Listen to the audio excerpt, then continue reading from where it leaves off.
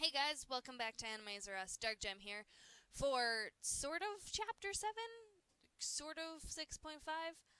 Um, this is going to be a very short chapter, or a very short read, because for this one, if you can't tell by the picture, it is very violence and gore and bloody. So if you're not into that kind of thing, just move on to the next one. Nothing super important happens here, except for a very gruesome, detailed version of how Solix lost his eyes. But if you're interested in that kind of thing, stick around. It'll be awesomely bloody and really sad. So, let's jump right in. We don't have anything better, Kanaya snapped, before Karkat could speak. There was a bubbling sound. The pot had come to a boil. Kanaya got the pot and carried it over, then carefully dipped each of the tools in the heated liquid. It should sterilize them a bit. Now, she said, addressing John and Karkat, this is not going to be pleasant for anyone. I need both of you to hold him down. John, come to this side of the table. Karkat has his arms, so I need you to hold his head steady.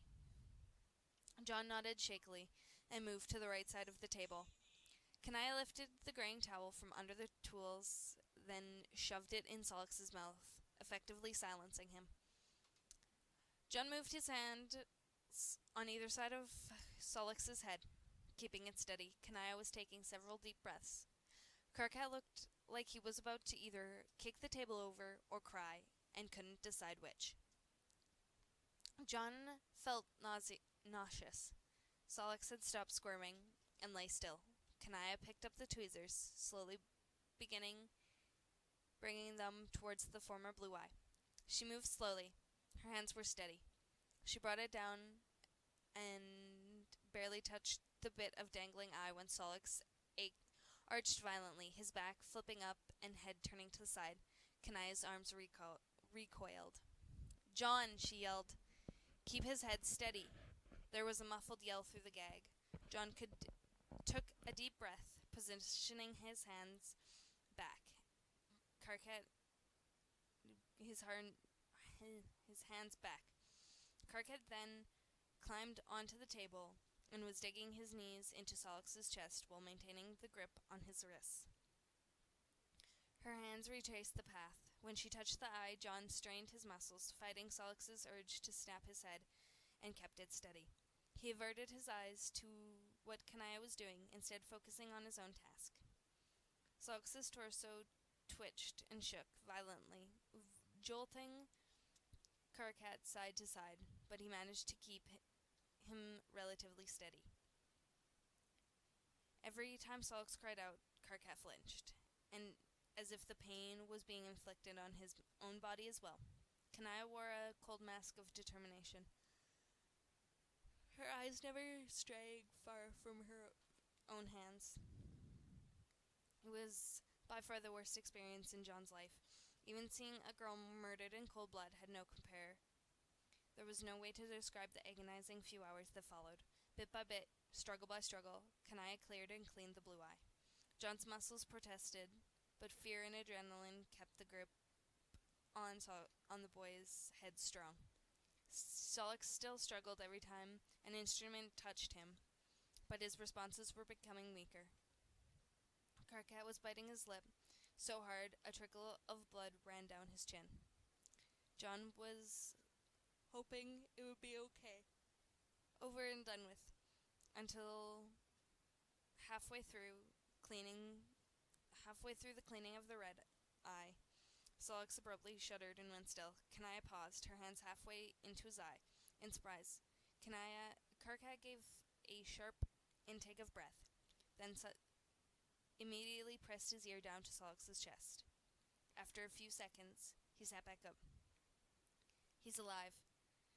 John exhaled in relief and turned back. The operation went quicker from then on out, John only having to maintain a loose grip to keep Solix's head straight, and Karkat sliding off the table to collapse in one of the chairs, but still not letting go of one of Solix's wrists. and then it was over. The yellow-stained chunks of flesh lay in a pile on the old wood table. The gag was removed from Sogs's mouth, and the blood washed off his face. His eye sockets were black holes, empty and vacant. John wanted to cry, puke, and scream, all at the same time.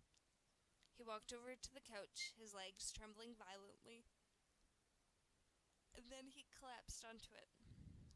Curling up and pressing his face down into the cushion, he felt the tears come, hot and wet, sliding around his face, down the smooth material of the sofa.